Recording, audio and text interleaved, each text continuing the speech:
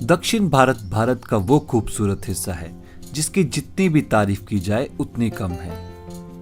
Western Ghats के आंचल में समाया दक्षिण भारत में आपको बहुत सी चीजें देखने को मिलेगी, चाहे वो विशाल समुद्र तट हो या फिर जॉग फॉल्स जैसे बड़े बड़े झरने हो, या फिर आप बात करें यहाँ की झीलें, केरला के बैक वाटर्स या फिर वाइल्ड लाइफ सेंचुरीज की। दक्षिण भारत में हर ट्रैवलर के लिए कुछ न कुछ जरूर है। और साथ ही दक्षिण भारत जाना जाता है अपने प्राचीन इतिहास के बारे में, जिसके प्रमाण आज भी आपको यहाँ के हम्पी जैसे शहर में देखने को मिलेंगे। तो चलिए दोस्तों, आज हम आपको लेके चलते हैं हम्पी गांव के सफर में, जो दक्षिण भारत के सबसे खूबसूरत गांव में से एक है और जिसका इतिहास जानने के लिए आज भी आपको देश विदेश से हजारों पर्यटक देखने को मिलेंगे। तो चलिए दोस्तों, चलते हैं हम्पी गांव के खूबसूरत सफर में हमारे साथ, और वर्चुअल टूर के साथ साथ हम आपको वो 10 खूबसूरत जगहें भी बताएंगे जिन्हें आप अपने नेक्स्ट हम्पी ट्रिप में कवर कर सकते हैं। लेकिन उससे पहले दोस्तों, अगर आपने हमारे चैनल को अभी तक सब्सक्राइब और इस वीडियो को लाइक नहीं किया है तो इस वीडियो को लाइक करके इस चैनल को सब्सक्राइब जरूर कर लें। और सबसे पहली जगह जिसे आप अपने हम्पी ट्रिप में कवर कर सकते हैं वो है यहाँ का फेमस विरूपाक्षा मंदिर, जो यहाँ के सबसे मुख्य आकर्षण केंद्रों में से एक है। 15वीं शताब्दी में निर्मित ये मंदिर बाजार क्षेत्र में स्थित है और साथ ही ये नगर के सबसे प्राचीन स्मारकों में से एक है। और आज भी जब भी हम्पी शहर में कोई फेस्टिवल या फिर त्योहार का आयोजन होता है तो सबसे ज्यादा भीड़ और लोग आपको यहीं पे देखने को मिलेंगे। तो अगर हम बात करें इस मंदिर के निर्माण की, तो इस मंदिर का शिखर जमीन से लगभग 50 मीटर की दूरी पे स्थित है। और एक बार मंदिर के अंदर जाने के बाद आपको बहुत से छोटे छोटे अनेक मंदिर देखने को मिलेंगे, जिन सब का अपना अपना महत्व है। तो दोस्तों, अगर आप भी हम्पी का ट्रिप प्लान कर रहे हैं तो एक चीज आप ये कर सकते हैं कि विरूपाक्षा मंदिर के आसपास ही लॉजेस ढूंढ सकते हैं, क्योंकि यहाँ पे लॉज आपको बहुत ही अच्छे प्राइस में मिल जाएंगे और साथ ही एक सेंटर पॉइंट बन जाता है पूरा हम्पी घूमने के लिए।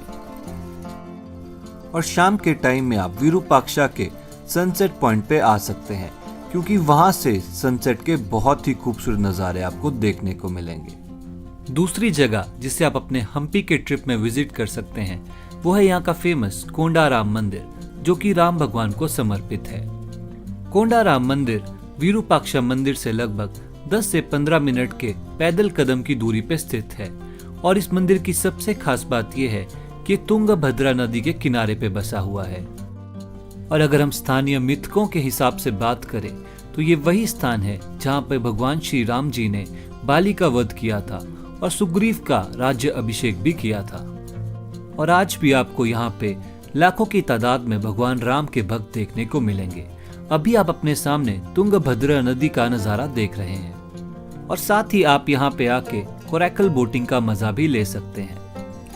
तीसरी जगह जिसे आपको हम्पी में जरूर कवर करना है वो है लक्ष्मी नरसिम्हा मंदिर। और इसी मंदिर के साथ आपको भगवान शिव का बड़ाविलिंग मंदिर भी देखने को मिलेगा, जहाँ पे आपको 3 मीटर ऊंची बहुत ही बड़ी शिवलिंग देखने को मिलेगी। और वहीं पे आपको लक्ष्मी नरसिम्हा की मूर्ति भी देखने को मिलेगी, जो 1528 ईस्वी में बनाई गई थी। और ये दोनों ही जगहें विरूपाक्षा से लगभग 20 से 25 मिनट की दूरी पे स्थित है। अगली जगह जिसे आप अपने हम्पी ट्रिप में कवर कर सकते हैं वो है फेमस प्रसन्ना विरूपाक्षा मंदिर, जिसका दूसरा नाम अंडरग्राउंड शिवा टेम्पल भी है। और अगर हम इतिहास की माने तो ये हम्पी के सबसे पुराने मंदिरों में से एक है। विजयनगर साम्राज्य के समय में बनाया गया मंदिर भगवान शिव जी को समर्पित है और इसे 1980 में ही खोजा गया था। उससे पहले ये 400 साल तक लगभग जमीन के नीचे ही दबा हुआ था। और ये शुरू की चारों जगहें ही आपको बहुत ही आसपास में देखने को मिलेगी, तो आप इन सबको कवर कर सकते हैं। उसके बाद नेक्स्ट डेस्टिनेशन जिसको आपको कवर करना चाहिए वो है queen's bath. Underground Shiva temple से क्वींस बाथ तक आने के लिए आपको 15 से 20 मिनट का वक्त लग जाएगा, जो आप साइकिल को रेंट पे लेके इजीली कवर कर सकते हैं। हम्पी में रानी का स्नानागार एक विशाल स्नानागार है, जो विजयनगरा साम्राज्य के दिनों में प्रचलित वास्तु उत्कृष्टता को दर्शाता है। इस जगह के निर्माण के 500 साल बाद भी ये जगह आज भी आपको उतनी ही खूबसूरत लगेगी। अगली जगह जिसे आप अपने हम्पी ट्रिप में कवर कर सकते हैं वह है महानवमी डिब्बा। महानवमी डिब्बा इस क्षेत्र की सबसे लंबी संरचना है और इसलिए रॉयल एनक्लोजर में प्रवेश करते ही सबसे पहली चीज आपको ये नजर आने वाली है।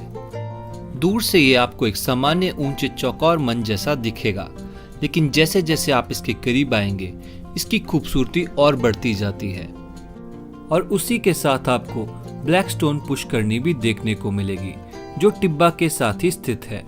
हम्पी में अधिकतर मंदिरों के साथ आपको ये पुष्करनियां देखने को मिलेंगी और ये पुष्करनियां मंदिरों से जुड़ा पवित्र सरोवर होता है। तो अगर आप भी टिब्बा तक आए तो इस पुष्करनी को जरूर कवर करिएगा।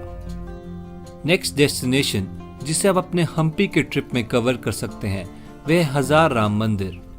भगवान विष्णु को समर्पित ये मंदिर हम्पी क्षेत्र के सबसे लोकप्रिय मंदिरों में से एक है।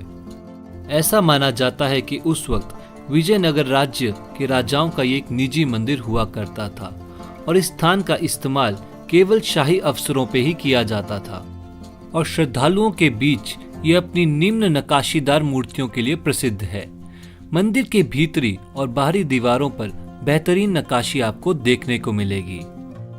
मंदिर की दीवारों पे नक्काशी में आपको हाथी, घोड़ा, सेनाएं मार्च करती हुई टुकड़ियां, बालाओं का नृत्य और बहुत से भगवानों की कलाकृति आपको देखने को मिलेगी जो इस मंदिर की खूबसूरती में चार चांद लगा देती है। तो चलिए दोस्तों, चलते हैं हम्पी की अगली डेस्टिनेशन की ओर जो हम्पी की सबसे खूबसूरत जगहों में से एक है और जिसे आप अपने हम्पी ट्रिप पे कभी भी मिस नहीं कर सकते। जी हाँ दोस्तों, हम्पी में विठाला मंदिर परिसर निसंदेह सबसे शानदार स्मारकों में से एक है। यहाँ तक आने के लिए विरूपाक्षा से आपको एक बाइक रेंट पे लेनी होगी या फिर आप एक ऑटो भी रेंट पे लेके यहाँ तक आ सकते हैं। 30 से 40 रुपए की टिकट पे आपको मंदिर परिसर में एंट्री मिल जाएगी और यहाँ आते ही सबसे पहले आपको ज्वेल ऑफ हम्पी देखने को मिलेगा जो कि है द स्टोन कैरेज, यानी कि पत्थर से निर्मित रथ। और इसी की तस्वीर दोस्तों आपको भारतीय 50 रुपए के नोट पे भी देखने को मिलती है। विठल मंदिर का निर्माण 15वीं शताब्दी में विजयनगर साम्राज्य के शासकों में से एक देवराय द्वितीय के शासन के दौरान हुआ था और ये मंदिर भगवान विठल को समर्पित है जो कि भगवान विष्णु का अवतार भी माने जाते हैं। और इसी मंदिर में आपको म्यूजिकल पिलर्स भी देखने को मिलते हैं जिन्हें बजाने पे आपको बहुत ही खूबसूरत ध्वनि सुनाई देती है। विठल टेम्पल को विजिट करने के बाद नेक्स्ट डेस्टिनेशन जिसे आप हम्पी में कवर कर सकते हैं वह अंजनाया हिल। विठल से अंजनाया जाने के लिए आप बाइक का सहारा या फिर बोट की हेल्प भी ले सकते हैं। हमने बाइक को बोट पे डाल के यहाँ तक जाने का सफर किया।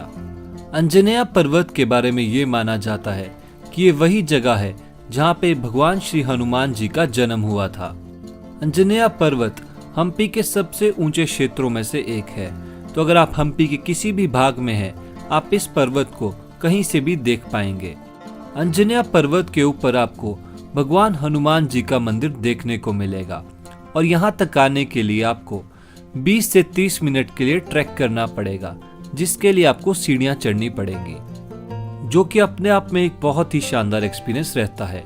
तो अगर आप भी हम्पी का ट्रिप प्लान कर रहे हैं तो अंजनेया हिल को अपनी विश लिस्ट में जरूर रखें। नेक्स्ट डेस्टिनेशन जिसे आप अपने हम्पी ट्रिप में कवर कर सकते हैं वह कमलापुर लेक, जो कि विरूपाक्षा टेम्पल से लगभग 6 किलोमीटर की दूरी पे स्थित है।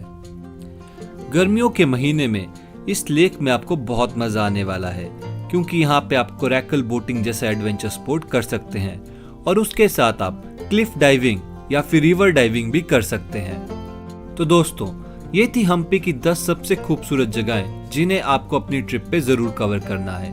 और अगर आपको हमारा ये वीडियो अच्छा लगा हो तो इस वीडियो को लाइक और चैनल को सब्सक्राइब जरूर करें।